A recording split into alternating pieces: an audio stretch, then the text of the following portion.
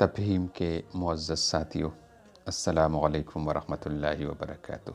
اللہ تعالیٰ سے دعا ہے کہ آپ کی زندگی مشکلات سے مکمل آزاد ہو۔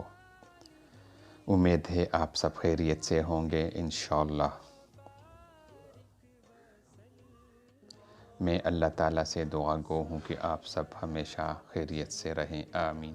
آئیے آج سے قرآن حکیم کی تعلیمات اور آیات سے زندگی کے مشکلات کا ازالہ کریں۔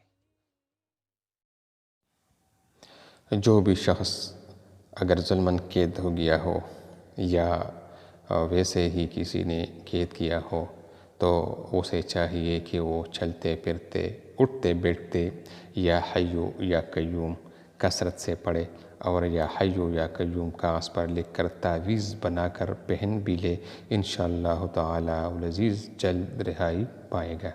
اور اگر رہائی پانے میں دیر ہو تو یہ وظیفہ کرتے رہنا چاہیے، اور اس وقت تک کرتے رہنا چاہیے جب تک رہائی ممکن نہ بنے۔ انشاءاللہ بہت جلد رہائی ملے گی۔